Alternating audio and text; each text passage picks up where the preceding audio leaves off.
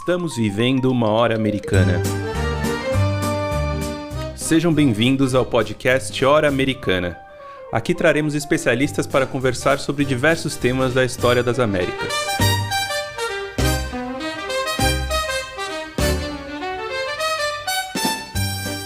Meu nome é Caio Pedrosa e estão aqui meus companheiros Luiz Calil, Priscila Pereira, André Ferreira e Evelyn Acrucci.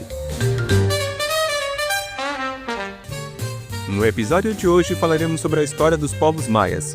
Para conversarmos sobre esse tema, convidamos o professor da USP, Eduardo Natalino dos Santos.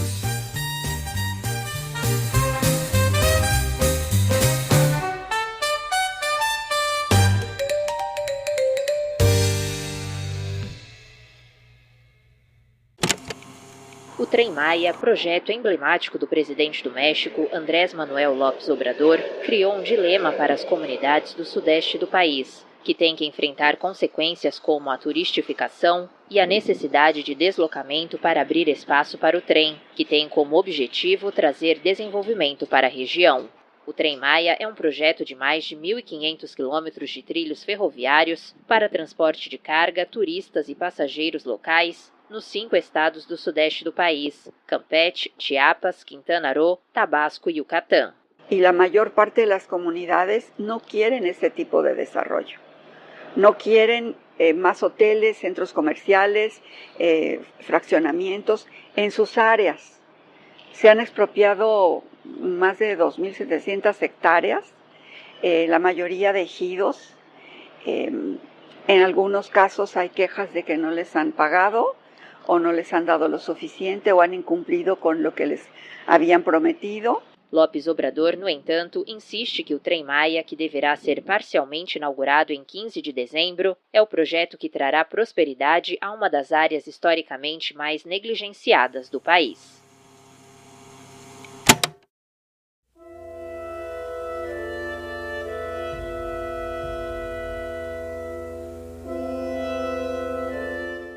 A reportagem que você acabou de ouvir foi publicada em dezembro de 2023, quando o então presidente Andrés Manuel López Obrador inaugurou o primeiro trecho do chamado Tren Maya.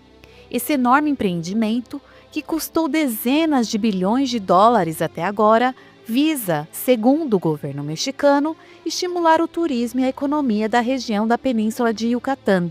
O projeto, no entanto, foi marcado por várias polêmicas e resistências desde antes do início das construções.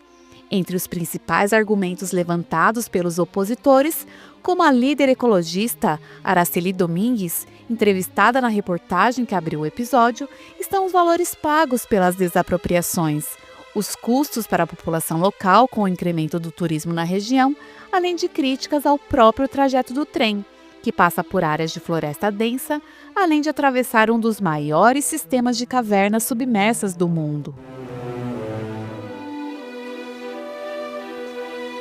Um dos principais apelos turísticos desta região, além das belezas naturais de suas florestas, cavernas e praias, é a profusão de sítios arqueológicos maias que existem ali, como os de Uxmal e Chichén Itzá, que ficam relativamente próximos a Cancún, destino de milhões de turistas anualmente. A atração exercida pelos amplos complexos arquitetônicos, como a famosa pirâmide de Kukulcán, localizada na cidade de Chichén Itzá, e por outros aspectos da cultura maia, carregam muitas vezes uma forte carga de exotismo, envolta em mistérios que giram em torno da imagem de uma civilização perdida em um passado remoto. No entanto, assim como em muitos outros casos, as representações mais difundidas sobre estes povos americanos são marcadas por altas doses de desconhecimento e preconceito. Ainda que seja difícil e até certo ponto arbitrário determinar características comuns aos maias, podemos afirmar que se tratam de povos que se estabeleceram na região sul e sudeste do atual México. Também se fixaram em partes da América Central e fundaram centenas de cidades, muitas delas ainda não conhecidas pelos pesquisadores.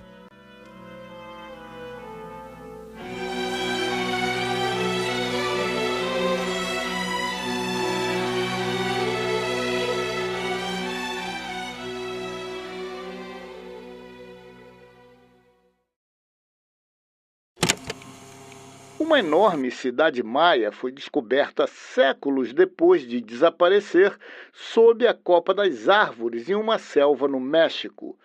Arqueólogos encontraram pirâmides, uma arena de jogos, vias que conectam diferentes distritos e anfiteatros no estado de Campeche, no sudeste do país. Eles descobriram o complexo que foi batizado de Valeriana com a ajuda do LiDAR, um tipo de tecnologia que faz um rastreamento a laser para mapear estruturas escondidas sob a vegetação. Eles acreditam que a cidade recém-descoberta é a segunda em densidade, atrás apenas de Calakmul, considerado o maior sítio arqueológico maia de toda a América Latina.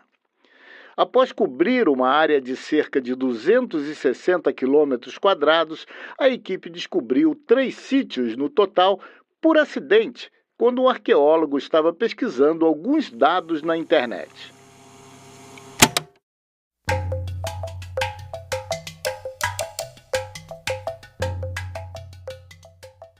A notícia que você acabou de ouvir, publicada no final de 2024, reporta uma das várias descobertas sobre os maias que têm acontecido nos últimos anos, graças a pesquisas que utilizaram inovações tecnológicas, como a LiDAR, sigla em inglês para Light Detection and Rendering.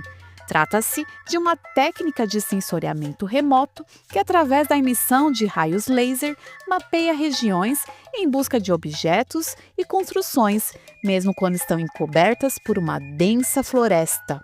Esta técnica também vem sendo utilizada com grande sucesso em outras partes da América, como você pode ouvir em nosso episódio sobre a Amazônia pré-colombiana.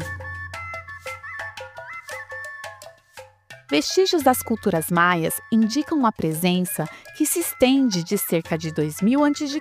até o presente. Contudo, é muito recorrente encontrarmos referências que limitam a cultura maia ao período pré-colombiano. Um dos estereótipos mais resistentes a respeito dos maias diz respeito ao colapso dessa civilização, que teria ocorrido ainda antes da chegada dos europeus.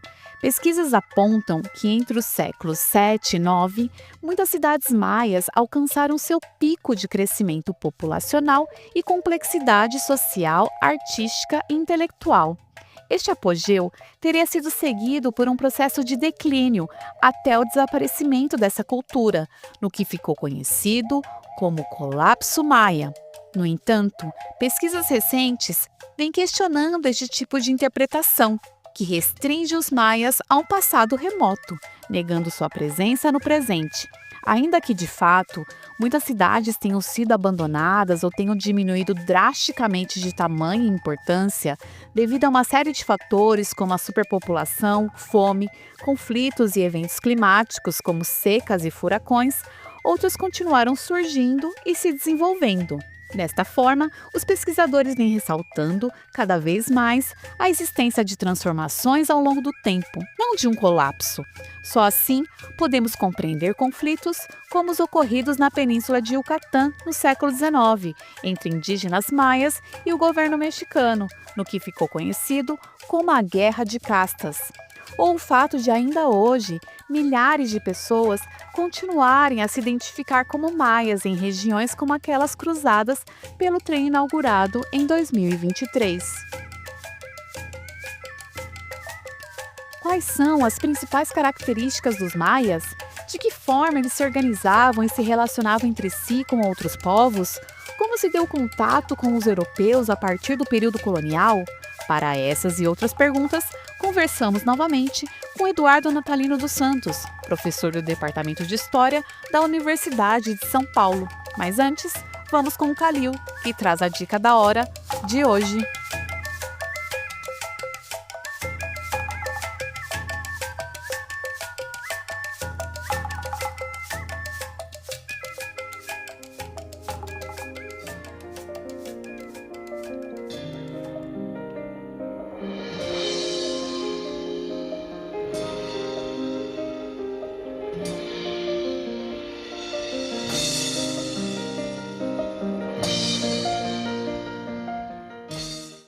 A dica de hoje é o Popol Vuh, ou, traduzindo para o português, O Livro da Comunidade, que é um relato escrito em maia quiché que narra os aspectos da cosmologia e da história maia e que acabou se tornando uma das obras mais importantes sobre o passado indígena do nosso continente.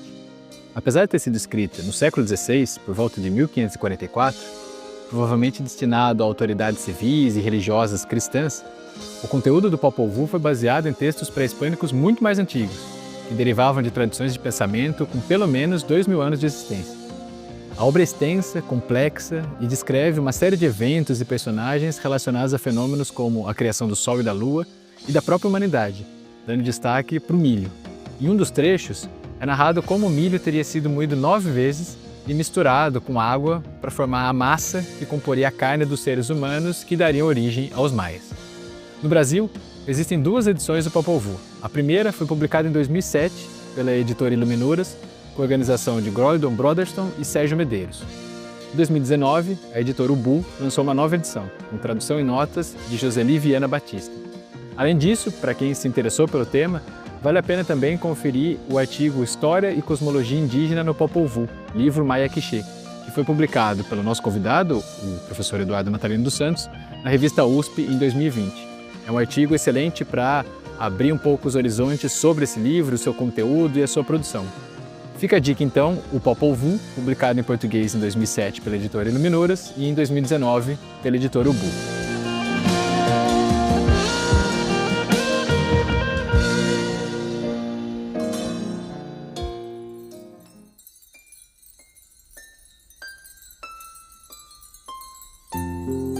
Você está ouvindo o Hora Americana. Olá, ouvintes da Hora Americana, vamos iniciar mais uma entrevista do nosso programa. Hoje temos o prazer em receber o professor Eduardo Natalino, que vai conversar com a gente hoje aqui sobre a história dos povos maias. Então, seja muito bem-vindo, Eduardo, ao nosso podcast. Obrigado, Caio. É um prazer novamente estar aqui com vocês aí e parabenizá-los pelo programa e pelo podcast tão interessante sobre história. Obrigado. E o Calil, então, vai começar com a primeira questão. Eduardo, acho que seria legal a gente começar pensando um pouco sobre essa imagem que muitas vezes é reproduzida sobre os maias, né? Quando a gente lê alguma coisa sobre os maias, a gente percebe que existem várias imagens bem genéricas, alguns estereótipos, e sempre meio que embalados numa ideia de mistério, de segredo, de algo a ser desvendado. Então, acho que para a gente começar, né, seria legal a gente pelo menos ter algumas balizas mínimas sobre quem eram esses maias, né? Ainda que isso seja algo muito amplo, muito difícil de se falar em poucos minutos, né? Mas você poderia tentar explicar para a gente quem são esses povos que ficaram conhecidos como sendo os maias, que região eles ocuparam, em que período eles surgiram? Ah, legal começar por aí, Luiz. Então, a história é sempre uma narrativa que pode estar escrita, pode estar num filme, e o apelo narrativo do mistério é muito forte sempre, né? Então, eu fico às vezes surpreso de ver programas de televisão, documentários e outros que estão sempre apelando muito, como você falou, para essas ideias do mistério, dos maias que desapareceram. E muitas das coisas que estão sendo colocadas ali como mistérios são, enfim, aspectos que já foram estudados, que são bastante conhecidos, né? Mas o mistério vende mais, né? Garante mais sucesso de bilheteria do que a explicação por vezes. Então tem esse contínuo apelo realmente de associação aí dos maias com a ideia de mistérios, que é um pouco... Ele pode servir como uma porta de entrada, né, de interesse para a cultura e história maia, mas ele pode também servir como um anteparo que esconde o que é a cultura maia, o que foi, né, o que foi e o que é a história maia, né? Porque os maias, justamente, eles são uma das populações indígenas mais numerosas, né, do continente americano, em termos de grupo linguístico, de macroetnia. Eles são cerca de 6 milhões de pessoas que estão hoje ali distribuídas entre o sul, sudeste, principalmente do México, né? Estados ali de Chiapas, Tabasco, Campeche, Yucatán e Quintana Roo no México, e vão em direção a Belize, Guatemala e chegam até as porções oeste, né, de Honduras e El Salvador. Então eles têm um grande espalhamento geográfico que atravessa todos esses países. São populações, a maioria deles hoje bilíngues, né, que falam espanhol e também falam as línguas maias. Então aí a gente, com isso, explica um pouco essa amarração entre esses diversos grupos. Eles falam línguas que pertencem a uma mesma família linguística maia, maiense, alguns dizem, que é composta por cerca de 25 idiomas distintos, né? Então há, na verdade, 25 línguas maias diferentes. A maioria delas está concentrada nas tais terras altas de Chiapas e Guatemala, que é a região mais de serra ali justamente que atravessa o México e a Guatemala. E a outra porção de grande presença maia, que são chamadas de terras baixas do Yucatán, elas são mais homogêneas em termos linguísticos. Mas todas essas línguas, então, seja o maia yucateco, ou essas outras línguas todas maias das terras altas de Chiapas e Guatemala, fazem parte de uma mesma família linguística. O que demonstra que essas populações têm uma história em comum. Elas derivam, portanto, de grupos ancestrais em comuns, né, a partir do qual foram se formando essas línguas. Além dessa derivação linguística, eles também, de alguma maneira, estiveram conectados ao longo de milênios por uma história em comum. Porque, por vezes, há uma derivação linguística, há um parentesco linguístico entre duas populações, mas elas tomam caminhos históricos muito diferentes. Então, culturalmente, elas se diferenciam, passariam a se diferenciar muito. E não é o que aconteceu com os maias, né? Eles têm, portanto, aí uma continuidade de relações históricas entre si, e também com aquilo que é chamado nos estudos de América Indígena, de história indígena pré-hispânica ou pré-colonial, de Mesoamérica, que foi justamente o tema da nossa conversa lá atrás, né, na outra edição. E justamente o que é a Mesoamérica? A Mesoamérica é uma grande região cultural, né, se chama uma macro-região histórico-cultural da América Indígena, que são porções, portanto, que abarcam populações indígenas, porções territoriais que abarcam populações indígenas, que por manterem relações muito estreitas entre si, muito longevas, muito longas, elas acabam por partilhar uma história em comum, acabam por partilhar características culturais em comum, da ideia de uma região histórico-cultural. E aí então é importante situar os maias dentro, né, da Mesoamérica. Os maias não são, portanto, aquilo que a gente associa à história maia. Muitas dessas coisas não são exclusivas dos maias. O sistema de calendário, a escrita, né, eles partilham isso dentro de uma região cultural mais ampla, que envolve a região do Golfo do México também ali, Oaxaca, e vai em direção ao Altiplano Central mexicano, onde há outras famílias linguísticas importantes, a Uto-Azteca, a família linguística Otomangue, que junto com a Maia compõem as três principais famílias linguísticas aí dos povos indígenas que compõem essa região da Mesoamérica, amarrada por características culturais em comum, como essas que eu falei, o uso de um mesmo sistema de calendário, um tipo de escrita, uma certa cosmologia, um certo tipo de cidade. Então tudo está presente na região maia, mas também nessas outras regiões aí chamadas de Mesoamérica, que então é uma grande divisão dentro da América Indígena, que tem outras regiões culturais, como o Circuncaribe, como a região amazônica, como os Andes centrais, e assim por diante. Eduardo, ouvindo a tua resposta a essa questão, uma dúvida surge naturalmente. Então, se era uma região marcada por tantos contrastes, quanto você falou, contrastes geográficos, habitada por povos com línguas, com governos diferentes, sistemas políticos diferentes, o que explica exatamente denominar, ou o que justifica denominar todos esses grupos como maias, né? Então, o que seria essa cultura ou essa civilização maia? Legal, André. É importante, acho que avançar realmente um pouco mais nisso e até separar, né, um pouco esses dois conceitos que você mencionou de cultura e civilização, né? Além dos elementos que eu já mencionei, de partilharem características culturais em comum, que são frutos de uma história, portanto, em comum, essas populações indígenas, elas têm uma história muito variada e muito longa, né, no caso dos maias. Eles estão nessa região, habitam essa região há milênios, na verdade, e aquilo que a gente costuma, e estão lá até hoje, como eu falei de início, né? E aquilo que a gente costuma chamar por vezes, ou que os livros, o material didático, costuma chamar de civilização maia, diz respeito mais a um período dessa história e a uma região, que é essa região ali das terras baixas do Yucatán, especialmente do sul ali, região do Petén, onde num certo período, basicamente a partir do começo da era cristã aí, século II, III depois de Cristo, começam a surgir aquelas grandes cidades, né, que a gente vê documentários, a gente vê fotos, cidades com pirâmides escalonadas, com praças, com estelas que são placas com a escritura maia, né, lideradas por elites governantes, que tinham conquistavam tributariamente outras cidades, conformavam, portanto, uma espécie de reino ou confederação, né, faziam guerras entre si, e com isso construíram, né, esse fenômeno chamado de civilização maia do clássico, civilização maia do período clássico,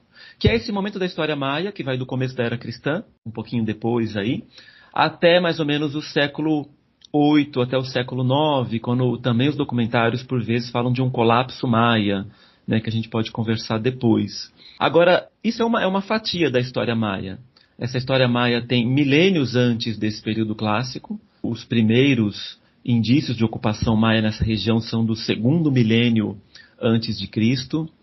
E os maias estão lá até hoje. Então a gente está diante de um ramo da humanidade, vamos chamar assim, que a gente consegue estudar, a gente consegue acompanhar, né, esses pelo menos 4.000 anos de história. Alguma coisa muito, muito rara. E é a isso que a gente chama de cultura maia como um todo. É esse conjunto, portanto, de um modo de pensar a vida, de um modo de pensar a política, que tem essa longa trajetória, dentro da qual há, né, esse momento de monumentalidade, de grandes cidades, de escrita que utiliza ideogramas fonéticos e também ideográficos, mas a gente não pode reduzir a cultura maia a isso, né?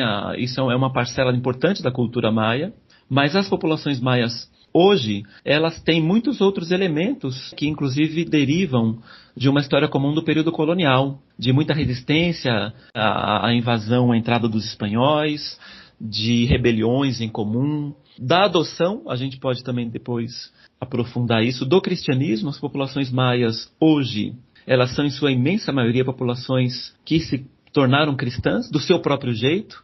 Isso tem sido chamado de cristianismo maia, é uma forma toda própria que eles criaram de ressignificar elementos do cristianismo, o papel ali da igreja principal do pueblo, né, da cidade maia. E, portanto, isso também é maia, né? Ou seja, a cultura maia, ela envolve toda essa trajetória, na verdade. E um detalhe que é bastante curioso, né?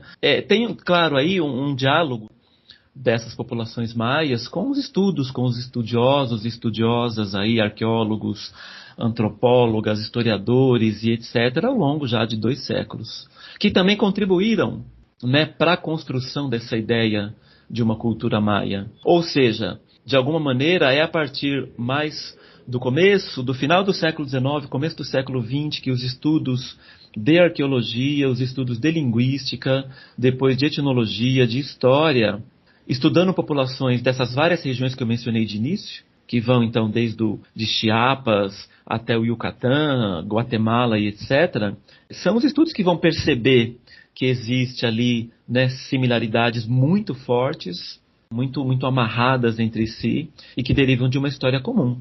E essa história em comum, ela é interessante de ser estudada porque a gente tem depoimentos maias dessa própria história. Eu mencionei aqui já bastante rapidamente que os maias e outros povos mesoamericanos, eles usavam sistemas de escritura. E eles produziram, portanto, versões sobre a sua própria história. Tanto no período pré-colonial como durante o período colonial, adotando o sistema alfabético para escrever em maia yucateco, em maia caquitiquela, em maia quiché, nas diversas línguas maias utilizando o alfabeto latino, e continuam fazendo isso até hoje, com a sua literatura, com as suas rádios, com as suas festas, com toda uma série de manifestações nas quais eles próprios têm consciência dessa longa história, contam essa longa história.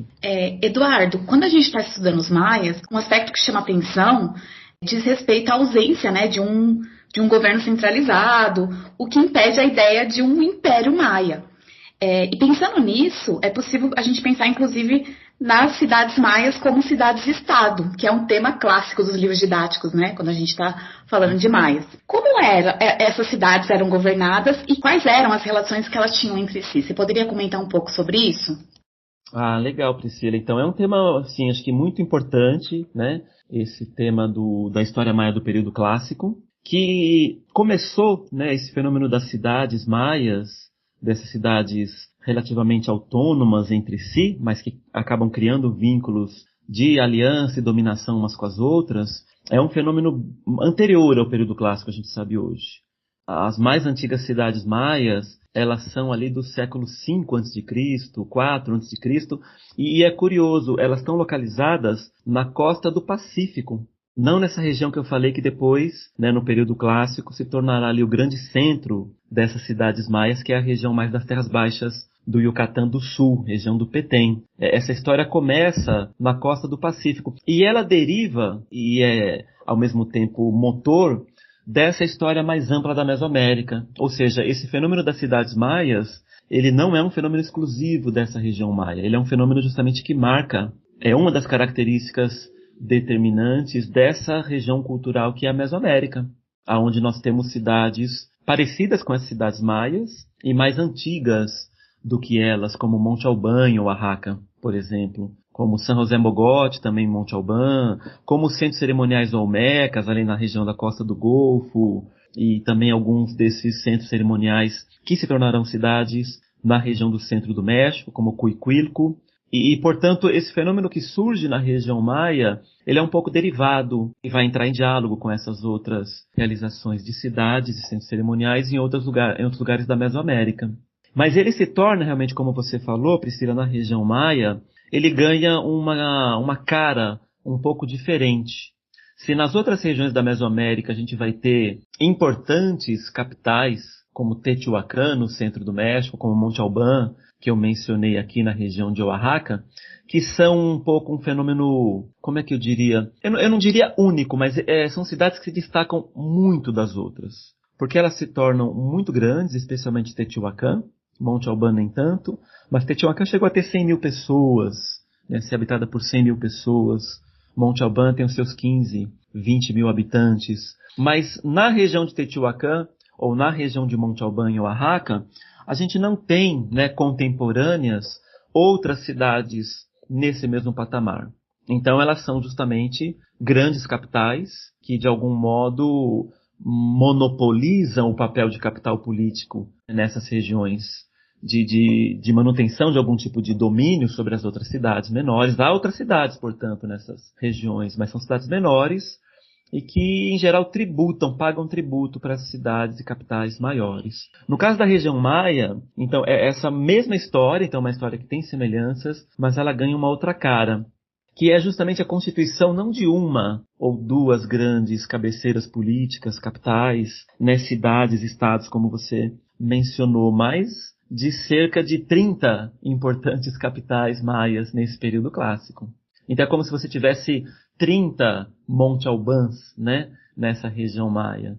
A gente tem aí cidades muito famosas aí, Yaxchilán e outras, Palenque, né, tudo isso que acontece e passa nos documentários. E elas são então capitais, essas importantes cabeceiras maias, de redes tributárias também, redes de dominação política.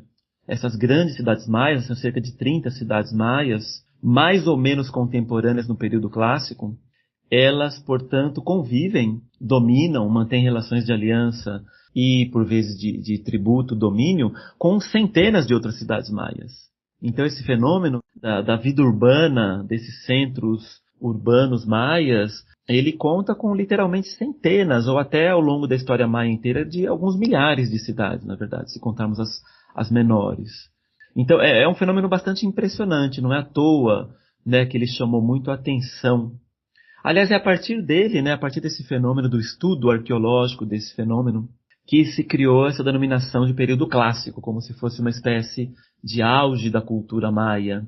Porque depois dele, a configuração política maia. Acho que a gente vai falar um pouco, talvez, do colapso maia, e aí o que muda é a configuração política. Não há um colapso da cultura maia. E, na verdade, não há nenhum colapso dessas cidades, a gente pode falar disso em outro momento. Mas há um rearranjo político no qual essas cidades, que também representam, portanto, algum tipo de domínio, de opressão sobre cidades menores, sobre a população maia mais comum, de agricultores, artesãos, elas vão começar a cair, a se desintegrar num período relativamente longo, não é algo rápido, mas que vai, portanto, fazer com que essas cidades maias do período clássico deixem de funcionar mais ou menos ali a partir do século VIII, IX ou até o século X. Isso vai surgir, né, esse modelo de cidade maia vai ressurgir na região norte do Yucatán, ali no atual estado mexicano de Yucatán, principalmente, Quintana Roo, com a famosa Chichén Itzá, que muita gente vê foto, quem tem oportunidade de ir para o México lá vai visitar, é muito famosa pela proximidade com Cancún, que é uma região ali maia muito famosa pelo turismo dos Estados Unidos, mas é como se fosse um ressurgimento tardio desse modelo que também logo declina. Então, quando os espanhóis invadem essa região, fazem guerra contra os maias e aliança com, aliás, alguns outros grupos maias, esse modelo, né, essas cidades e estados maias não funcionavam mais. Eles estavam reconfigurados de uma outra forma política. Então, e talvez valha acrescentar, que você perguntou especificamente isso, como essas cidades eram governadas. Esse é um tema bem importante da história indígena mesoamericana, porque tanto na Mesoamérica como um todo, como na região aqui da América do Sul, chamada de Andes Centrais, onde estavam ali no momento aí da invasão espanhola os Incas, né, os famosos Incas, a gente está tratando, né, de sociedades indígenas que, ademais de terem se organizado politicamente por meio daquilo que a gente chama de Estado hoje em dia, ou seja, de instituições muito especializadas no poder, que tem corpos de guerreiro, corpos em alguma medida de cobradores de tributos, de especialistas do poder, de todo, portanto, uma elite dirigente especializada no poder e no comando e no usufruto dos benefícios que isso traz por meio de tributos, que não é, portanto, esses benefícios, essa riqueza, ela não é compartilhada socialmente de maneira equitativa, né? Estamos falando de sociedades, então, com estamentos, né, com camadas sociais bastante diferenciadas, que se separa pelo menos em dois grandes blocos de uma elite e uma população comum. Então reparem que a gente tem também na vida política aí dos maias e dos povos mesoamericanos um elemento interno de tensão política entre essas próprias elites dirigentes e a população comum, que muitas vezes, ao contrário, se beneficiar das conquistas, dessas expansões políticas e domínios, ela é penalizada muitas vezes com esse tipo de expansionismo político que visa conquistas, tributos e etc.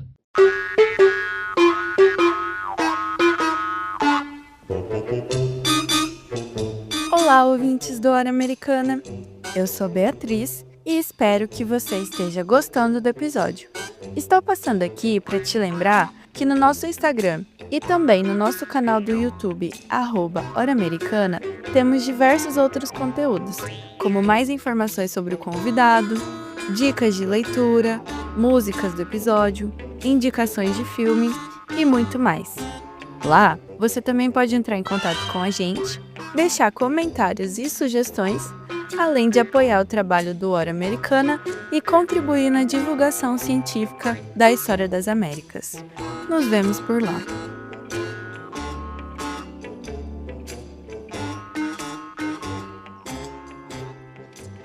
Eduardo, além das relações entre si, deu para perceber na resposta da pergunta anterior que os maias também tinham muitos contatos com outros povos da Mesoamérica, como os Teotihuacanos. E existem autores que chegam a falar de um domínio de Teotihuacan sobre algumas cidades maias, por exemplo. Pensando nisso, como era a relação estabelecida entre os maias com esses outros povos e outras culturas? É um tema que ele é bem importante também da gente aprofundar, né? Quer dizer, eu mencionei apenas esse pertencimento dessa região cultural maia a essa macro-região cultural mais ampla chamada Mesoamérica, da qual fazem parte essas outras cidades, como você mencionou, Teotihuacan, fazem parte, portanto, outras macroetnias indígenas, como os nauas, como os zapotecas, os mistecos. O que há, Evelyn, principalmente nessas regiões, ou conectando essas diversas regiões da Mesoamérica, região central do México hoje, né, onde está lá a própria cidade do México, do ladinho de onde era Teotihuacan, com a região maia, são relações entre as elites dirigentes que visam principalmente o acesso a bens diferenciados que procedem dessas várias regiões. Quando a gente fala de Mesoamérica, a gente está falando de uma região muito ampla, quase 1 milhão de quilômetros quadrados, e ela conta, portanto, com ambientes ecológicos muito variados, né? Ela vai ali do altiplano central mexicano, que é bastante seco, frio, até as regiões tropicais, como a gente viu aqui no caso dos maias. E ela, portanto, conta essa região diversificada ambientalmente com produtos muito diversos, com tipo de pedras, plumas de ave, produtos agrícolas. E tudo isso circula nessas redes mesoamericanas. E tudo isso, especialmente os objetos suntuários, os objetos de consumo das elites, é de muito interesse. Há uma constante nessa história mesoamericana que começou pelo menos aí no 2º milênio a.C., com olmecas, com populações ali da região do Golfo do México, né, zapotecas também, a construir essas redes comerciais que são também redes políticas. E essas redes políticas são por vezes de aliança, mas são também, em outras ocasiões, de conflito, de guerras, de domínios. Então, como a gente viu até agora, nessas redes que envolvem também o conflito, surgem essas cabeceiras políticas e cidades mais importantes, como Teotihuacan, Monte Albán e as cidades maias, que são contemporâneas no período clássico. Mas, por vezes, a gente encontra, como você mencionou na tua pergunta, alguns autores que chegam a falar de domínios de Teotihuacan sobre os maias. Eu acho que isso é um pouco de um exagero, de uma interpretação um pouco deslocada. Por quê? Porque a gente tem na história mesoamericana essas constantes relações que se refletem na arquitetura semelhante, que por vezes se refletem num mesmo estilo de pintura mural que a gente encontra em cidades maias, em Teotihuacan. Então isso demonstra, sim, que essas elites especialmente estavam em contato. E que esses bens de elite, que envolvem a arquitetura monumental, que envolve as pinturas, murais, os vasos, os objetos de adorno, eles são por vezes influenciados uns pelos outros. Então é como se a gente tivesse pinturas em cidades maias com estilo teotihuacano. Agora, isso não quer dizer que os teotihuacanos, a elite de Teotihuacan ou as populações do centro do México tenham conquistado a região maia. Isso quer dizer que há um movimento, né, de potência, digamos assim, política e cultural que vem de Teotihuacan e atinge a região maia. Assim como as cidades maias também irradiam sua influência política, cultural. Elas se tornam, portanto, modelos a serem copiados em outras regiões. Então é uma relação mais de influências mútuas, de retroalimentação entre esses estilos, modas de elites, bens suntuários. O que acontece aí também, nesse caso específico da relação de Teotihuacan com os maias, é que há um fenômeno na história mesoamericana que justamente marca o final a segunda metade do período clássico e o período pós-clássico como um todo, que são migrações populacionais que vêm do norte da Mesoamérica, chegam na região central do México, ou seja, de populações indígenas que não eram ainda até esse momento parte da história mesoamericana, dessa história que compartilha um estilo de pirâmide, que compartilha um sistema de calendário, que compartilha sistemas de escritura, valores políticos. Eram populações com outras características culturais ao norte da região mesoamericana, região chamada de Titimeca, de Gran Titimeca, de Aridoamérica, e essas populações teriam começado a migrar de maneira relativamente numerosa para a região da Mesoamérica e para o centro do México, né, justamente para a região de Teotihuacan. Isso talvez teria a ver com a queda de Teotihuacan no século VII depois de Cristo. Mas o que há aí é muito mais, então, um contato desses titimecas, que eram coletores, caçadores, tinham outro estilo de vida, com as populações mesoamericanas, que na literatura são chamadas aí de toltecas, que constroem aí no centro do México uma nova identidade étnica, política, cultural, que são os chamados toltecas titimecas, que combinam novos valores que vêm dessa região titimeca, valores guerreiros, o uso do arco e da flecha, que não era comum na Mesoamérica, com valores tradicionais mesoamericanos. E isso gera, no final do período clássico e começo do pós-clássico, é como se surgissem novas elites dirigentes em toda essa região do centro do México, com novos valores, novos estilos. É alguma coisa como, fazendo uma comparação apenas didática aqui, é como a queda de Teotihuacan e esse reordenamento político nessa região, é como um pouco, sei lá, a queda de Roma e a coalizão de antigos valores romanos com novas populações que migraram na Europa para essas regiões mais sul também, a populações que vêm do norte, chamadas genericamente de bárbaros, que vai reconfigurar essa história justamente ali europeia, que vai conjugar, por sua vez, antigos valores romanos com novos valores, digamos assim, germânicos e de outros povos bárbaros, dando a características dos reinos aí, de muitos reinos da época medieval. Algo semelhante teria acontecido no centro do México. E esse movimento histórico-político de reordenamento tolteca-titimeca vai chegar na região maia. Mas vai chegar como valores, vai chegar um pouco como adoção de estilos, e não como com populações do centro do México, toltecas, titimecas, invadindo a região maia. Essa é uma teoria bastante... Ela está ficando superada, né? Como a sua pergunta reflete, tem muitos autores que defendem essa teoria, mas ela está um pouco em desvantagem hoje em dia em relação a explicações um pouco mais que os próprios maias reformulam valores estéticos, valores políticos, que vão em direção ao que está acontecendo no centro do México. Bom, Eduardo, agora entrando num tema bastante polêmico, podemos dizer, que é muita atenção, né, das pessoas quando a gente fala de Mesoamérica em geral, quando fala de maias, que são dois aspectos, na verdade, dessas sociedades que chamam muita atenção, que é a escravidão e os sacrifícios humanos. Então, você poderia comentar um pouco sobre o papel da escravidão e dos sacrifícios humanos dentro dessas sociedades? Ah, legal, Caio. Eu acho que é um tema, como você falou, espinhoso, é um tema difícil, mas ele é um tema que chama a atenção das pessoas, ele é um tema legítimo, né, para a gente entender, né, as sociedades humanas aí ao longo do tempo e do espaço.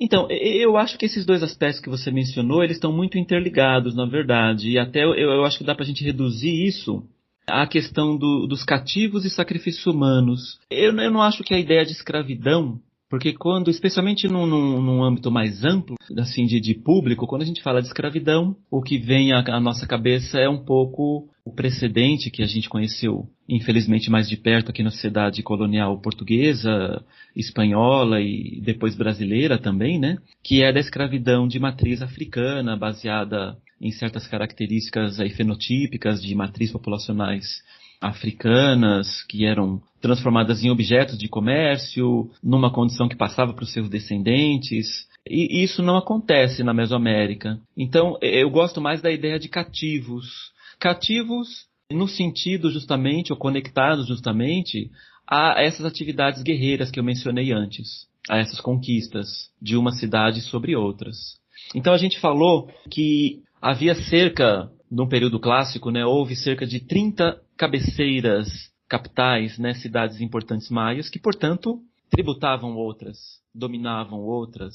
Esse domínio nem sempre era empreendido pela guerra, ele poderia ser empreendido por uma negociação de uma cidade maior, que coloca na sua esfera de domínio e proteção também uma cidade menor e acerta com ela um certo tributo. Os dirigentes locais dessa cidade menor pagam tributo para os dirigentes dessa cidade maior, são por eles em alguma medida protegidos, né? Tem uma relação aí também de ônus e bônus, de você estar sob o domínio de uma grande cidade, mesmo que numa posição inferiorizada, porque aí se você é atacado por uma terceira cidade, a capital com a qual você está vinculado vai revidar. Mas essas relações, então, elas poderiam ser mais de acordo, mas elas eram frequentemente, se a gente pegar o tema dos escritos maias do período clássico, ele passa muito fortemente, esses temas, aliás, passam muito fortemente pela guerra, pelo conflito, pelo empreendimento, portanto, de atividades bélicas, de guerreiros de uma cidade que atacavam os guerreiros de outra. Não é uma guerra generalizada, é uma guerra entre essas elites governantes e guerreiras, que obtém, entre outras coisas, além do domínio político, quando conquistada, de tributos que serão pagos futuramente, ela obtém também cativos de guerra. Esses cativos são maiormente guerreiros. Há, né, notícias também de mulheres cativas, de crianças, de seres, né, de pessoas de outros grupos, digamos assim. Mas eles são maiormente outros guerreiros que são cativados. E eles são, muitas vezes, considerados como, portanto, prisioneiros cativos de guerra que vão ser mortos cerimonialmente, como continuidade dessa guerra. Então é um elemento relacionado, o assassínio cerimonial de pessoas é considerado como um ato político de continuidade da guerra que demarca essa vitória, que demarca uma supremacia e coisa parecida. É claro que isso está numa lógica, então, política, a existência desses cativos e também o seu assassínio cerimonial, mas isso está numa lógica também cosmológica, está numa lógica de funcionamento não apenas da política, mas numa lógica de funcionamento do mundo como um todo. Então aí, para entendermos isso, a gente tem que explicar, entrar um pouquinho minimamente que seja, nas cosmologias indígenas da Mesoamérica, que são muito diferentes da cosmologia judaico-cristã. Recomendo muito que as pessoas leiam textos que narram essa concepção de mundo indígena da Mesoamérica, que não é exclusiva da Mesoamérica em muitos aspectos. Aqui tem uma coisa bem interessante, a gente pode falar de um pensamento indígena no continente americano, de uma, portanto, cosmologia indígena, que se contrapõe muito à cosmologia judaico-cristã. Se contrapõe em quê, por exemplo? Se contrapõe na ideia de que o mundo que a gente vive, esse mundo atual, essa ordem atual de coisas, ela é um ordenamento mais ou menos recente da vida, que foi precedido por outras idades. Então o mundo é muito mais antigo do que a idade atual. Ele passou por 3, 4, 5 idades cosmológicas anteriores, cada uma delas muito longa, na verdade. Os maias têm datas para isso, 5.200 anos para cada uma dessas idades, 5.200 anos de 360 dias, né, que é um outro aspecto aí da cultura maia, não apenas maia, também olmeca, de ter esse ano de 360 dias, que convive com o outro ano que a gente conhece mais, de 365 dias. Mas, enfim, só para dizer que eles têm uma concepção de história humana e planetária muito mais longa do que possuía, né, a cosmologia judaico-cristã, que diz que o mundo foi criado lá em 6 dias, e há 5.000 e poucos anos atrás, 6.000 anos atrás, e que o mundo seria hoje tal qual ele era no passado, né, para o pensamento judaico-cristão. E para o mundo indígena, não. Esse mundo é um lugar de uma história muito mais longa, em transformação, e essa transformação, ela é por vezes catastrófica, né? O fim dessas idades anteriores, ele aconteceu de maneira catastrófica, com grandes terremotos, chuvas de fogo, dilúvios, toda uma série de catástrofes humanas e naturais que puseram fim a essas idades anteriores, e das quais, né, ou melhor, dos quais, desses finais, surgem essas novas idades, que, portanto, não começam do zero. Não é um começo absoluto e um fim absoluto.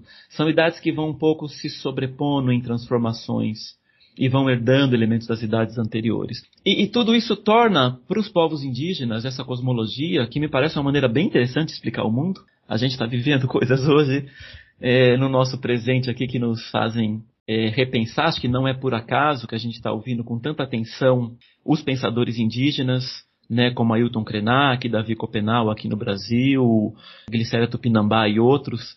A gente tem justamente nesse pensamento indígena essa ideia do mundo como um lugar precário e perigoso. E a gente tem que fazer a nossa parte nesse mundo, que é um pouco uma retribuição, uma alimentação dessa ordem atual de coisas para que ela não rua, para que ela não caia em ruína. E no caso mesoamericano, isso passava muito pelo sangue. Nessas cosmologias, a gente falou agora há pouco de Teotihuacan, há um texto que eu gosto muito, que é um texto curto, né, tem traduções em espanhóis, é um texto que foi escrito em náhuatl. A gente tem no caso dos maias também o Popol Vuh. Então esse outro texto, que não é maia, é dos povos nahuas do centro do México, se chama Leyenda de los Soles. E ele narra essas idades anteriores, e ele narra um pouco a criação dessa idade atual, com a humanidade atual, porque tem isso também, é muito interessante, né? Essas idades anteriores tiveram outras humanidades para os povos indígenas. Então que a criação também dos seres humanos não se deu apenas uma vez, ela se deu algumas vezes. E as humanidades dessas idades anteriores, nesses cataclismas, foram transformadas em outros seres. São cosmologias que manipulam também, que manejam também a ideia de transformação entre espécies, de metamorfose. Tem toda uma aproximação aí com a nossa teoria da evolução, que é bastante interessante de ser pensada. Mas, enfim, tudo isso para dizer que na criação da humanidade atual, em Teotihuacan, para o centro do México, os maias situam isso em outros lugares, os deuses eles vão recolher os ossos das humanidades anteriores no inframundo, eles vão moer esses ossos para fazer o nosso esqueleto, e eles vão pegar o milho, eles vão descobrir aí o milho por meio das formigas que já usavam milho para produzir lá os seus fungos, levando-os para dentro das suas tocas, e eles vão fazer com a massa do milho o nosso corpo e vão regar com o seu próprio sangue. E é esse sangue que anima, né, esses novos seres humanos aí. E que caberia, portanto, a partir daí aos seres humanos continuar esse movimento de derramar o próprio sangue. Então aí, quando a gente fala do sacrifício de cativos, no caso da Mesoamérica ou dos maias, né, eu estou tratando aqui de maneira geral, a gente não pode deixar de lado o autossacrifício. Ou seja, há sacrifício, mas também há autossacrifício constantemente dessas pessoas, que derramam o próprio sangue. O sangue das panturrilhas, das nádegas, das línguas, em oferendas constantes a esses deuses que criaram os seres humanos, para que continue alimentando o movimento desse cosmos e a sua ordem. Então, essa prática, claro, dos sacrifícios humanos, ela tem uma dimensão política, que as elites dirigentes se aproveitam politicamente dela. Não se aproveitam no sentido cínico, digamos assim. Porque as elites dirigentes também acreditam fortemente nesses valores. São valores que são partilhados de maneira bastante universal nas populações indígenas da Mesoamérica, como se isso é o modo como o mundo existe. E a gente tem que fazer a nossa parte para que esse mundo continue a existir. Mas, mesmo assim, é bem interessante isso, esse mundo vai ruir em algum momento. Mesmo que a gente faça a nossa parte, em algum momento virá, né, outros cataclismas, outros reordenamentos, outros finais de mundo, nesse sentido não absoluto, mas no sentido do final de uma idade que dá lugar a uma outra idade. Eduardo, como você havia comentado anteriormente no início da entrevista, acho que seria interessante retomar um outro aspecto que desperta muito interesse a respeito desse assunto, que seria o declínio ou colapso maia, que vem sendo rebatido por diversos pesquisadores há muitos anos. Você poderia explicar melhor para a gente que colapso teria sido esse e de que forma ele vem sendo questionado? Ah, legal, é Maria Cristina, né? É um tema importante, Maria Cristina, esse também bem importante na história maia. Ele povoa a imensa maioria aí de documentários e programas, e por vezes também os capítulos de livro didático, de manuais de história. E tem muito apelo, digamos assim, né, ao se tratar esse tema, muito apelo narrativo, como eu falei de início, desse apelo narrativo que o mistério tem. E aqui é um outro apelo narrativo, que é o do colapso, do declínio rápido e acentuado, né, do colapso civilizacional. É um outro lugar constante em narrativas históricas, em documentários, porque é justamente uma tentativa, por vezes, né, tratar o tema dessa maneira, tratar, então, um declínio relativamente lento dessas cidades maias do período clássico. Ele não acontece de uma hora para outra. Ele não acontece como um efeito dominó que cai em 20 segundos. Se há um efeito dominó aí, ele dura 2 séculos. Então repare que é um período muito longo. E ele vai ressurgir, como eu falei, né, as cidades maias na região ali mais ao norte do Yucatán, ele tenta se reordenar. Então é ao longo de 2 séculos que essas grandes cidades e capitais maias do clássico, elas vão deixar de funcionar de fato, dessa região ali do Petém, das chamadas Terras Baixas do Sul. E isso tem a ver com uma série, né, a explicação disso, penso eu, como você também mencionou, tem sido muito bem feita por estudos mais recentes, que mostra, né, o que demonstra que tem uma série de fatores envolvidos aí. Não é uma causa só. Não é uma espécie de grande seca ou grande epidemia que varreu, né, as cidades maias ali de uma vez só. Isso é um pouco muito a nossa maneira judaico-cristã de pensar, né? A ideia do apocalipse tem um papel muito importante no nosso imaginário. Não é à toa que a gente tem nos últimos 20 anos, especialmente, né, um boom aí de filmes, séries aí desse apocalipse, pós-apocalipse, tudo muito rápido, tudo muito, muito brutal. E o que teria acontecido ali foi mais, talvez, eu gosto de pensar dessa maneira, um esgotamento desse modelo político que a gente tratou um pouquinho nas perguntas anteriores, de elites dirigentes competindo entre si, competindo para ter o maior número de cidades tributárias, para ter as pirâmides mais altas. Há dois dados, ou duas informações bem interessantes que a arqueologia nos traz sobre esse período final, não da cultura maia, como a gente viu de início, mas final de uma fase histórica, de uma região da história maia, que é essa história do período clássico. Que é o fato que justamente o século onde teria começado esse declínio, no século VIII, ele é basicamente o século de maior produção de inscrições maias, de estelas.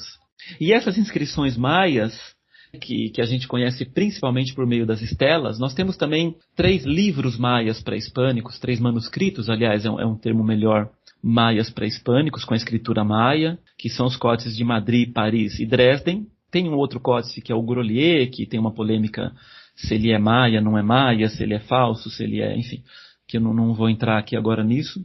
Mas o que sobreviveu principalmente de textos maias são essas estelas. Que aí existem aos milhares, literalmente, eu não estou exagerando aqui. Cada cidade maia tem centenas e centenas de estelas. Então, quando você soma todas as cidades maias, as centenas, ou até 1,5 milhar, 2 milhares de cidades maias, a gente tem literalmente milhares de estelas, que são placas de pedras esculpidas com inscrições. Que tratam do quê? Tratam de aspectos da cosmologia maia, por exemplo, do início da Idade Atual, como eu falei para vocês.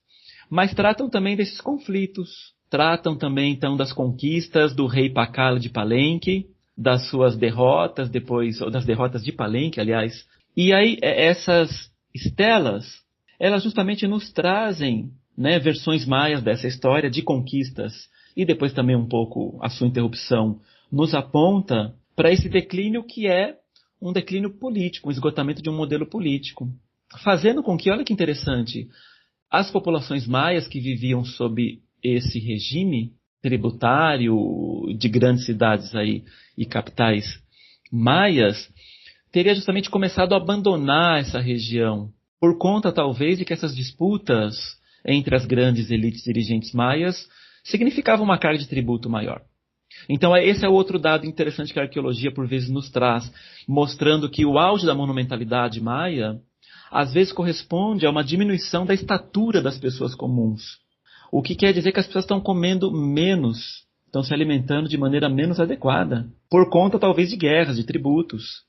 Então esse modelo que a gente admira tanto, e é legal que a gente admire, não tenho nada contra isso, mas a gente tem que ir um pouco além, né, que essa monumentalidade maia, grandiosa, bonita, etc. Né, durante muito tempo os maias foram tratados como se fossem os gregos da América indígena, e coisa parecida. Ele é um modelo que tem uma dimensão, como eu já mencionei também, de opressão política, de opressão material, tributária. É como se os maias os maias do período clássico, essas elites dirigentes, tivessem sido vítimas do próprio sucesso, vamos dizer assim. Esse modelo vai sendo implementado ao longo do período clássico, ele vai se disseminando ao longo do período clássico. Vão surgindo novas cidades, novas capitais políticas. E há um momento em que talvez ele se esgote.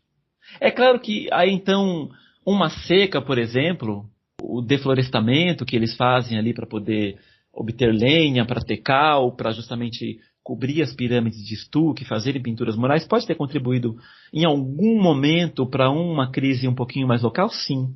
Mas pensar que é o que fazem os documentários, né? Não, a causa do colapso maia foi uma grande seca, por exemplo. É um pouco tirar a agência histórica dos povos indígenas. É um pouco colocar os indígenas como joguete da natureza. A gente é bastante vítima, penso eu, no mundo ocidental, quando a gente fala de história, de tentativas de explicações monocausais, né? De explicações que encontram uma causa e aí essa causa gera todos os efeitos que vêm depois. Aí então a gente vê um documentário falando disso, ou lê um texto de um capítulo de um livro, e isso nos dá uma sensação de que a gente entendeu o problema. E é uma sensação boa, né? Pô, eu li aqui 20 páginas, eu assisti um documentário aqui de 10 minutos e entendi o colapso dos maias. Foi a seca, digamos assim, foi o deflorestamento. Mas em história, ainda bem eu diria, né? Em história, as coisas são muito mais complexas. Elas envolvem, sim, claro, fatores ambientais, mas elas envolvem, como a gente sabe, fatores humanos, interesses políticos, agências históricas variadas. Então, entender o colapso maia ele tem que passar por aí também, por modelos de explicação mais complexos. Que eu gosto justamente, me parece mais interessante, pensar que então há fatores sociais, políticos ali de tensão que levaram ao esgotamento desse modelo, e portanto a agência histórica e das elites dirigentes, da população comum, que migra para outros lugares. É como se, a partir de um certo momento, fala, esse negócio aqui deu, digamos assim. Tá muita guerra, muita opressão, muito tributo, eu vou migrar com a minha comunidade para outros lugares, fora do alcance, num primeiro momento, desse modelo sociopolítico aí das cidades tributadoras maias.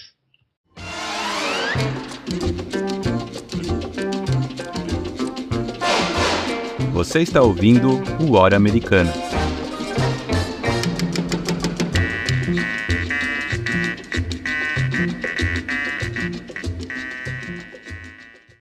Eduardo, depois dessa aula que você deu nas últimas respostas sobre essas questões mais pré-hispânicas, vamos dizer assim, eu acho que vale a pena também a gente pensar, nesse final de entrevista, nos maias já em contato com os espanhóis ou com os europeus em geral. A gente já tem um episódio aqui no Hora Americana que fala sobre o processo de conquista dessa região da Mesoamérica. E esse processo acabou ficando meio que conhecido como, genericamente, a conquista do México. É claro que não é assim, você mesmo já escreveu e falou bastante sobre isso, mas esse modelo de uma conquista do México, ele acabou meio que sendo tomado como uma fórmula que vai se reproduzir depois com os Incas e em outras partes da América. É óbvio que isso não se aplica na realidade, mas esse modelo ele é muito forte, né? Então, pensando nisso, teria como você falar um pouquinho sobre esse processo de contato e de conquista na região dos maias? Porque, por exemplo, alguns autores vão até questionar a ideia de uma conquista espanhola na região e vão falar de uma invasão asteca, de uma conquista asteca. Eu me lembro que, por exemplo, tem algumas cidades na região da Guatemala que foram fundadas por indígenas da Mesoamérica, indígenas astecas, indígenas toltecas. Então, a ideia de uma conquista espanhola, ela é bem problemática, assim, né? Você poderia tentar explicar para a gente mais ou menos como que foi esse contato dos espanhóis ou dos europeus em geral com os maias ao longo desse período colonial? Ah, legal, Calil. É um tema, enfim, hiper importante, acho que muito relevante, né? Cada vez mais relevante na medida que a gente tem nas últimas décadas, né? Toda uma, digamos assim, uma reflexão, né? Sobre quem são os povos indígenas hoje e, portanto, explicar isso, né? Ou entender isso é entender principalmente, ou em grande medida, o período colonial e o século XIX e o século XX, é entender, portanto, essa história, né, de conflito, de alianças, de guerras, de invasão, mas também de coalizão com relação aos povos europeus. Então é um tema da maior relevância, penso eu, que se reflete, ou que a gente pode abarcá-lo ou tentar agarrá-lo em várias regiões do continente.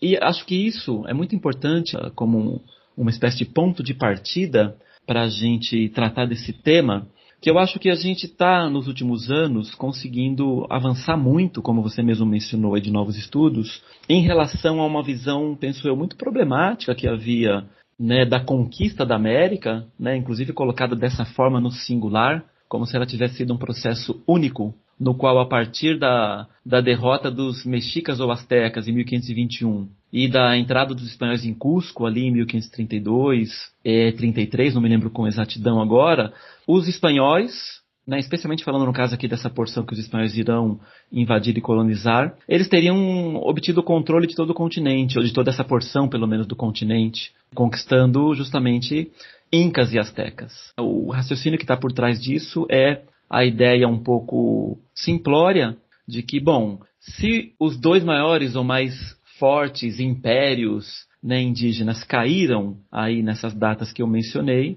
a partir daí nenhum povo indígena poderia resistir à entrada, conquista, invasão dos espanhóis. E muito menos na região do Brasil, né, se pensa nesse modelo simplório também, onde não havia esses impérios, aí a coisa teria sido mais fácil ainda. E eu diria que é o contrário, é justamente o oposto disso. Ou seja, nessas regiões lá do centro do México, parte da Mesoamérica e aqui dos Andes Centrais, onde justamente haviam estados indígenas pré-hispânicos, com capitais relativamente também dominadores, é onde há uma maior similaridade ou similitude com os estados europeus. E aí então eu ataco a cabeceira desse estado, eu um pouco crio uma nova coalizão, que daí vem também então essa outra dimensão muito importante, muito espinhosa, mas que a gente tem que enfrentar da história indígena, que é ou que foram as alianças entre indígenas e espanhóis, que vão levar à queda dos Incas aqui na América do Sul e que vão levar à queda dos Aztecas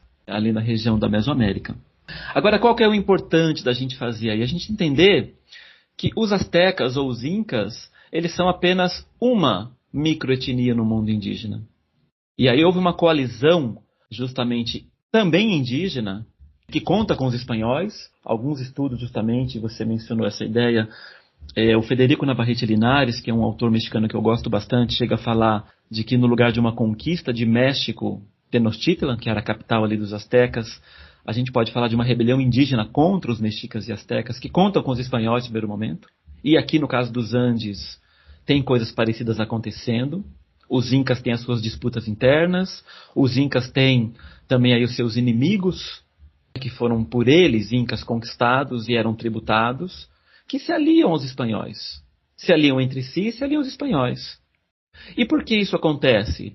Porque justamente, por contraditório que pareça, né, eu gosto de fazer essa provocação, muitos livros didáticos às vezes dizem que quando os europeus aqui chegaram, na América só havia populações indígenas, né? Isso hoje está um pouco já em desuso, né? Os livros didáticos hoje são melhores do que os da época que eu estudei o ensino fundamental e médio. Mas qual que é a minha provocação? Que na verdade não havia indígenas na América quando os europeus invadiram, aqui chegaram. E por que não havia indígenas? Porque não havia essa identidade macroétnica e política, muito menos política, na verdade. O que havia então? O que havia no centro do México eram mexicas ou astecas, tlaxcaltecas, totonacas, xochimilcas. O que havia nos Andes? Canhares, Chachapóias, Incas. Populações que eram, como a gente tem visto aqui até agora, eram, digamos assim, parentes, por vezes linguísticos, culturais, mas justamente que o fato de ser parente linguístico ou cultural não quer dizer que eu conforme uma nação política, uma unidade política. As unidades políticas eram muito mais microétnicas, digamos assim. E aí o que acontece então é que essas etnias, cada uma com a sua vila ou aldeia, ou cada uma com a sua cidade, elas têm também as suas inimizades. E os europeus vão entrar um pouco primeiramente nessa rede de inimizades e alianças locais. E eles vão, portanto, ser sujeitos históricos importantes nesse primeiro momento, né, do século XVI, aí final. É assim que eles entram no Caribe também, os europeus, desde o final então do século XV. É assim que eles entram na Mesoamérica, nos Andes, é assim que os portugueses adentram depois aqui a costa do Brasil. Não são conquistadores todo-poderosos desfilando no mundo indígena derrotado, que os admira, que os olha. A gente tem que considerar esse panorama geopolítico da América indígena, na qual, então, nesse primeiro momento, a ideia de indígena não faz nenhum sentido, ela não existe. Ela é justamente uma construção relacionada ao período colonial. É a contraposição entre as populações nativas, originárias desse continente, e os europeus ao longo do período colonial que vai construindo uma identidade comum dos indígenas desse continente, que se torna, claro, já no período colonial, elemento de coesão e luta em algumas circunstâncias. E que é hoje, como a gente sabe, uma das principais coesões dos movimentos indígenas. Mas é, portanto, uma coesão política de conjunção de interesses que ela começou a ser construída no período colonial. Então, o que acontece, dado esse panorama mais geral, que eu acho que vale para todo o continente, o que a gente tem que procurar fazer, penso eu, é justamente parar de tratar da conquista no singular e começar a entender esses vários processos de conquista. Do centro do México, da região maia, da região do Yucatán, da região das Terras Altas, dos Andes, da costa do Brasil, do sul da região do atual Brasil. E entender que tem dinâmicas, sim, semelhantes, mas tem elementos muito diferentes, aliás, também. Então, no caso específico aqui, né, dado esse panorama geral dos maias, a gente pode dizer que a gente tem dois grandes processos aí de conquistas que acontecem de maneira contemporânea, mas acontecem relativamente separados. Um deles vem do centro do México. Um deles vem justamente de México Tenochtitlan, dessa coalizão indígena. São cerca de 50 cidades indígenas, mais os espanhóis, que derrotam os astecas. E é essa coalizão que, a partir de se estabelecer, então, uma nova cabeceira política ali, um novo comando, um novo controle macropolítico na cidade do México, ele vai, então, a partir daí, ir para a região de Oaxaca e chegar na região das terras altas de Chiapas e Guatemala, onde havia populações maias diversas, com essas microetnias, onde havia, por exemplo, a inimizade, relações assimétricas e de tributo entre maias quichês, que estavam num relativo controle político dessa região, e maias caquitiqueles. E o que vai acontecer então aí? Indígenas do centro do México, nauas, não apenas astecas, você mencionou os astecas, sim, eles estão, olha que interessante, os próprios derrotados lá no centro do México, os mexicas ou astecas, depois de derrotados, se juntam a essa coalizão vencedora. É melhor você estar no bolo dos vencedores, mesmo que você esteja em 50º lugar, do que você ficar de fora. E então os próprios astecas também se incorporam. Mas tem tlaxcaltecas, principalmente, totonacas, que vão então, junto com os espanhóis, conquistarem regiões maias. E aí tem uma outra leva de invasão e conquistão de matriz hispânica que vai entrar nessas redes indígenas na região do Yucatán, ali por meio justamente do norte do Yucatán, nas regiões ali atualmente de Mérida, dos estados ali de Quintana Roo e Yucatán, no país, né, que fazem parte do país hoje chamado México. Então temos dois processos muito distintos de conquistas, que geram resultados muito diferentes. Por exemplo, só para ficar em exemplos rápidos e contrastantes, na região dos maias quichês, os espanhóis conseguem se estabelecer ali com uma relativa abrangência territorial, controle, trabalhos missionários, etc. Na região do Yucatán isso é muito mais difícil. E na região do Yucatán a gente vai ter revoltas maias coordenadas contra os espanhóis já nos anos 1560. O mesmo vai acontecer nos Andes. Por quê? Porque os espanhóis entram nessas redes políticas, num primeiro momento, como aliados. Só que aí tem um fator, eu estou me estendendo um pouco mais nessa resposta aqui, mas eu acho que é importante conectar esses elementos. Tem um fator que ele tem sido também muito pouco valorizado nesse debate sobre as invasões e conquistas europeias na América, e que, no meu modo de ver, ele é central, ele é fundamental. Ele não tem um apelo narrativo muito grande, não tem um apelo cinematográfico muito grande, que é a catástrofe demográfica que aconteceu nesse continente.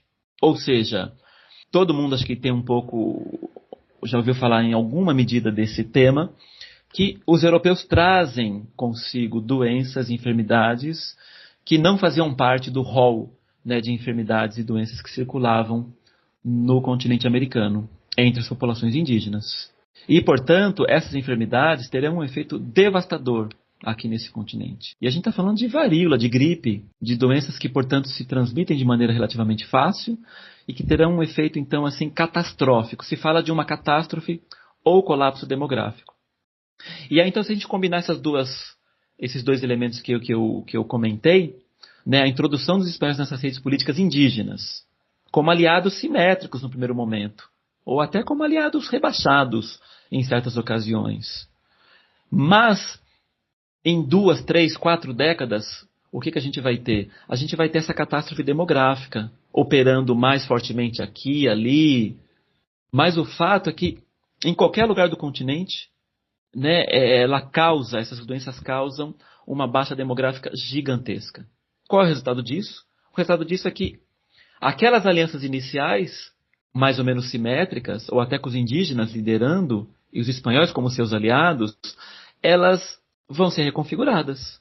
A balança do poder vai tender muito rapidamente, muito fortemente, para os espanhóis, que não são, né, eles e seus descendentes, as principais vítimas dessa catástrofe demográfica. E, portanto, quer dizer, passados 3, 4, 5 décadas, depende de cada região, esse cenário inicial, do período colonial inicial, onde as populações indígenas são muito poderosas ainda e importantes, ele vai se transformar. E aí, então, século XVII em diante, grosso modo, os europeus têm muito mais poder do que eles tinham lá no momento da conquista. Mas o que a gente não pode fazer, que é um anacronismo histórico bastante grave, é projetar esse poder que os europeus têm no século XVII para o Colombo, para o Hernán Cortés, né, para essas conquistas que acontecem ainda aí no final do século XV e as primeiras décadas do século XVI. Eduardo, para a gente finalizar a nossa conversa, né, essa entrevista, queria pensar um pouco junto com você sobre o tempo presente, né, sobre a atualidade. Ainda hoje, muitas pessoas em países como México, Belize e Guatemala se identificam como maias. E essa informação geralmente gera espanto em alguns alunos, quando, enfim, isso é comentado em sala de aula, pois tem uma ideia de que os maias são um povo que remete a um passado distante. Você poderia comentar um pouco sobre a presença maia na atualidade? Ah, legal, Evelyn, a pergunta, né? Porque permite que a gente continue a desenvolver aspectos aí do que a gente estava conversando. E acho que aspectos muito interessantes e muito relevantes, né, na atualidade para a gente entender, justamente a gente, que eu digo como sociedade nacional, como populações não indígenas, entender quem são os indígenas, para tratá-los com mais respeito, dignidade, né, e compreensão dessas histórias tão complexas, aí, tão violentas, né, tão sujeitas aí a episódios de violentas que eles têm passado nesses últimos 500 anos.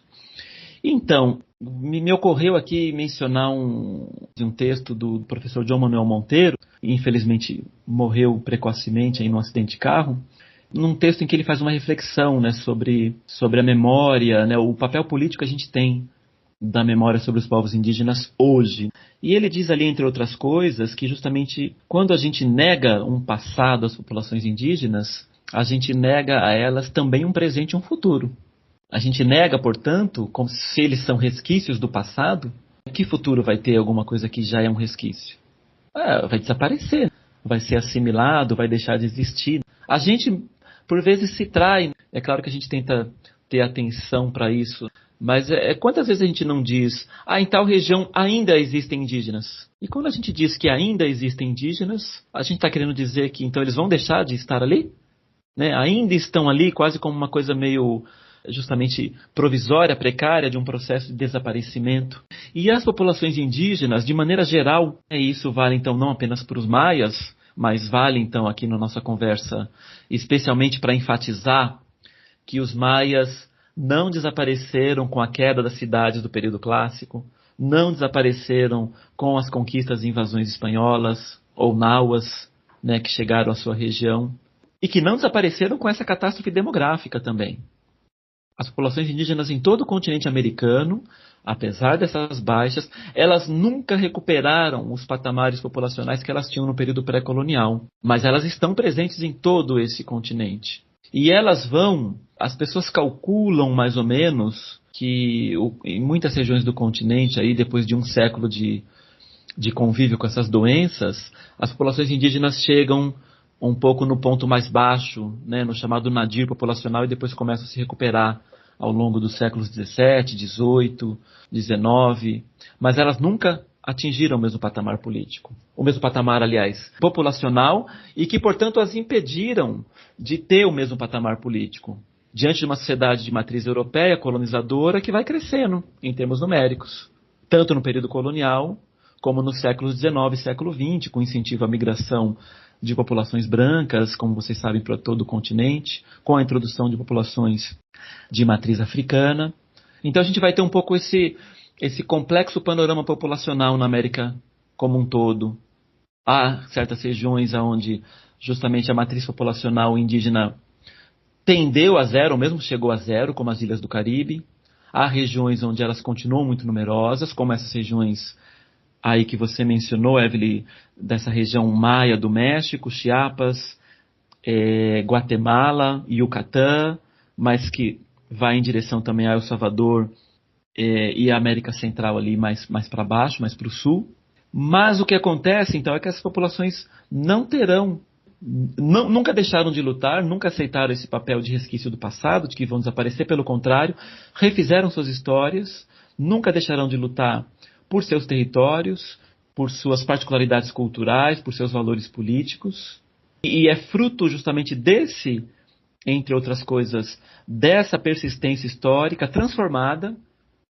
Não se trata, portanto, olha que interessante, né, para a gente pensar outras situações históricas também, mas para entendermos quem são os indígenas hoje, não se trata da defesa de uma identidade indígena, né, o que as populações indígenas fazem nos seus movimentos e lutas, de uma defesa de uma identidade étnica, cultural congelada no passado, idêntica ao que era no período pré-hispânico, pré-colonial. No período pré-colonial e pré-hispânico, as culturas indígenas, identidades políticas estavam em transformação.